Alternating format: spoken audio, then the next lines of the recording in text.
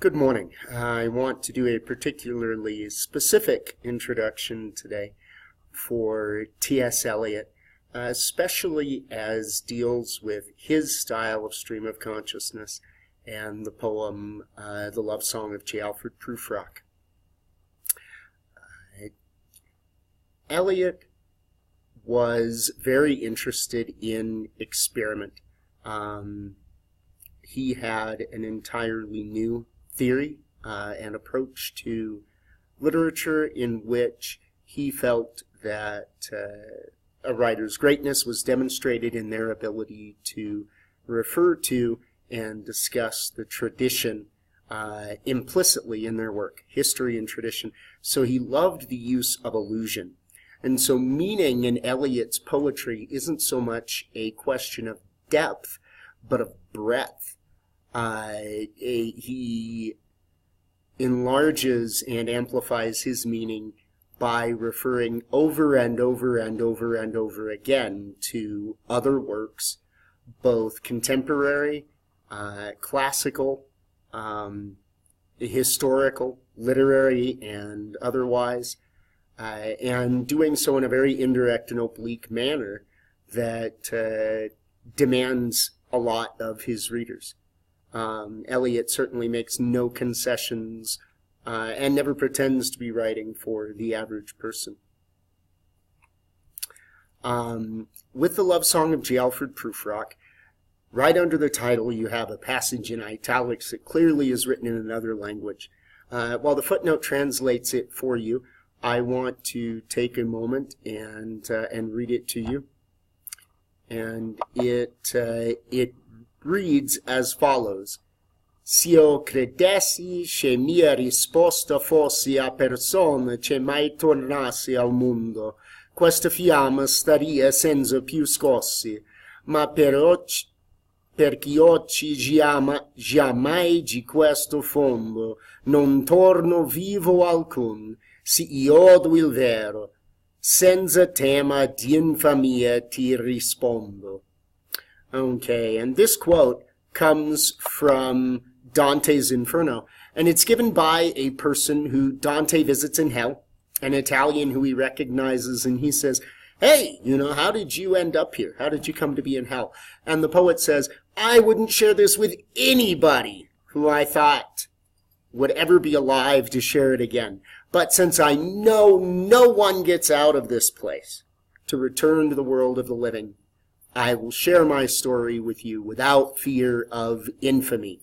That is, without fear of increasing his bad reputation. And so he does.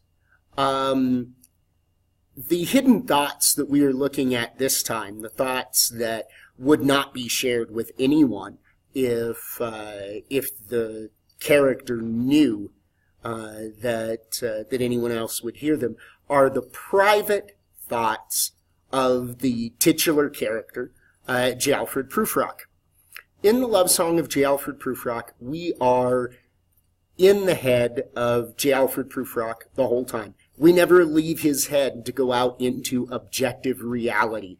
We experience the world entirely from within his mind throughout the poem. This is a continuation in poetry of the tradition of psychological realism.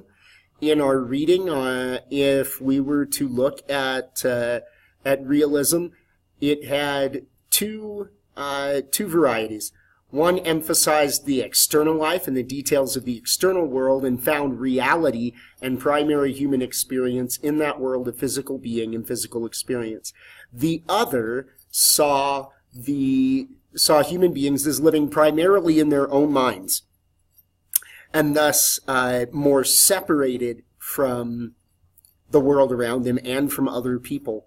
This idea became more and more common and more popular as a form of realism as we learned more about the brain, as psychoanalysis came into being with Sigmund Freud, and others that studied the mind and said, hey, you know what? The way we see things shapes the world around us. And how do I mean that it shapes the world around us? Well, think about a time that you met somebody new at school or at church or in your neighborhood, And I'm not talking about someone who you know just moved in. But you meet somebody who you don't remember ever having seen before, but you meet them and learn their name and such. And then it seems they are there everywhere. You see them all the time. Suddenly they are everywhere. Whereas before you didn't see them at all.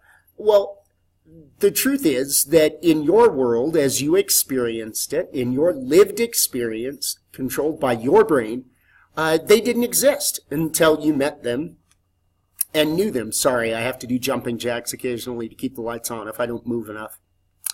And so they seem to come into existence fully formed and explode out of nowhere to be in all parts of your school or your church, wherever it is that you encounter them.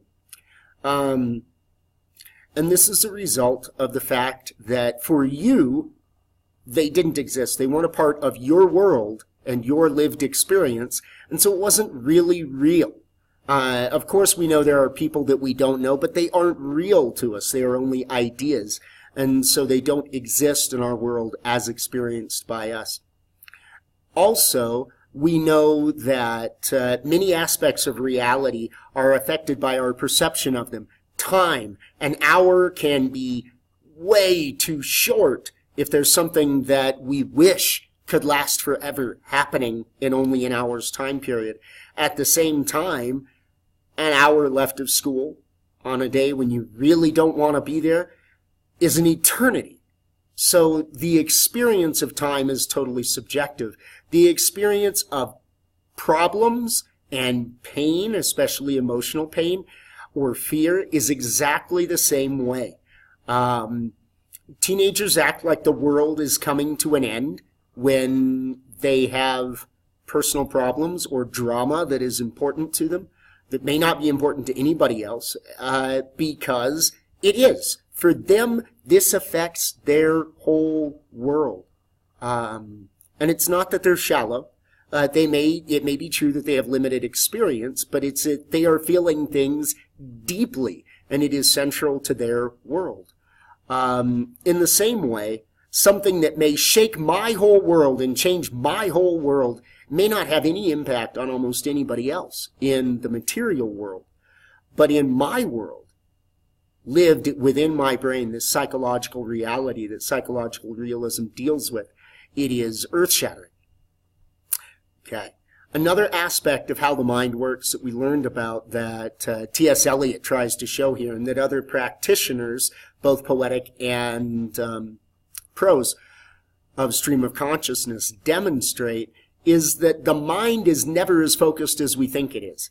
And even when it really is focused, we still notice all kinds of other things.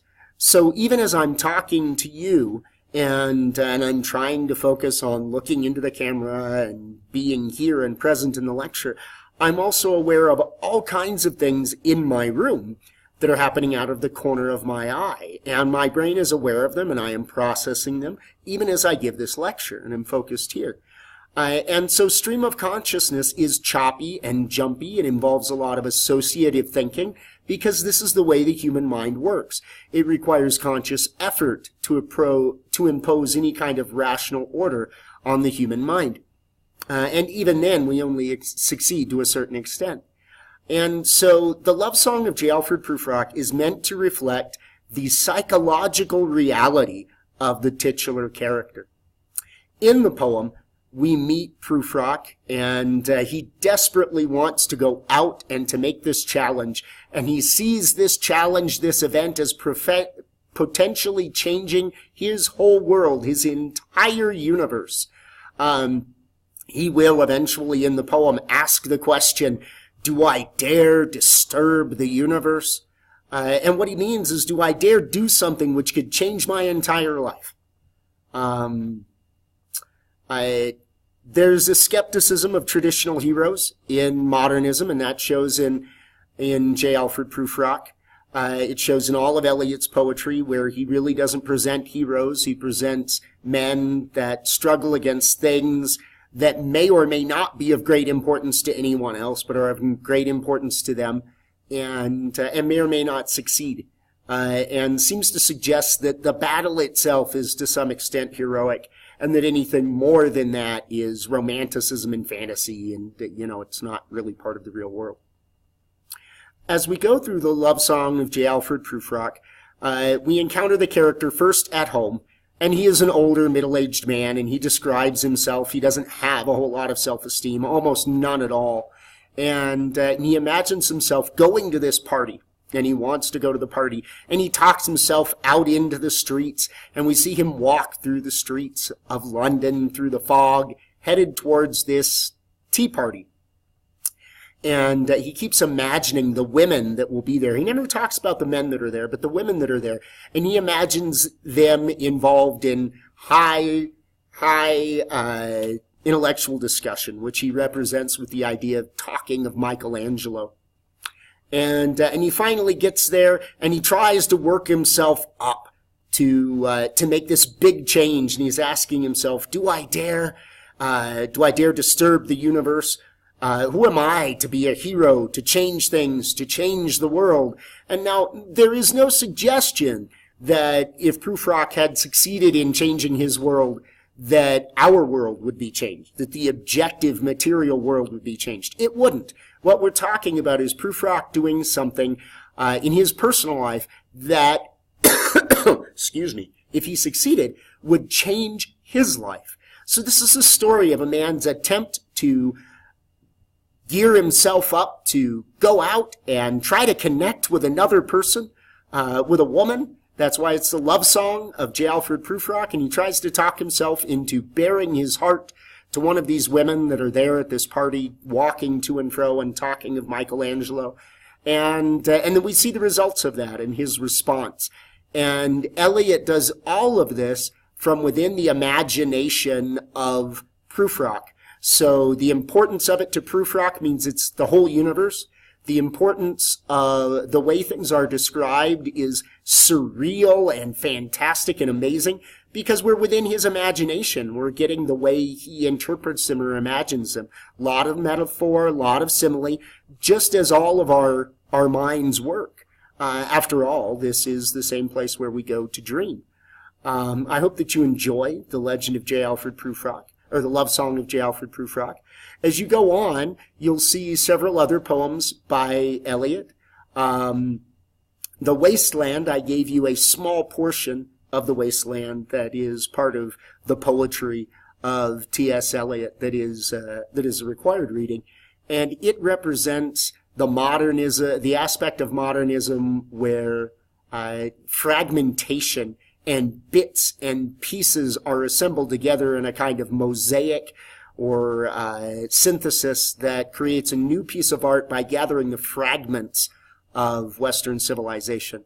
Eliot looked around him and felt that the world was falling apart, and that the best we could do would be to grab the pieces of art and wisdom that had proven worthy from Western civilization, and it was some pieces here and some pieces there, hence the fragments that are gathered in the wasteland. And he really did see modern civilization as a wasteland, and if it was to get any better, it would be by gathering these fragments. And he tries to present a picture of this destroyed place, and rather than give us one person's perspective in the wasteland, it's composed of several different related events, only loosely related, and they are themselves composed of fragments of different voices, most in despair, wandering, searching for meaning in a bleak, barren landscape where life is next to impossible and there's not much meaning to be found. The wasteland is very difficult, but I want you to make your way through it, make use of the footnotes, give it a shot, and see if you can't find how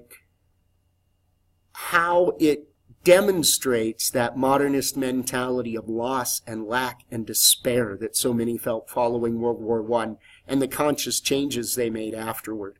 The Hollow Man also very well echoes this feeling that we lived a life that was somehow cut off from meaning and purpose. We'd lost our souls. We were hollow men. And thus the poem. Read him carefully. He's hard, but he's very important. And hopefully this will make it a bit easier, and you'll know that if you encounter any difficulties, you're hardly the only one to do so. Thanks.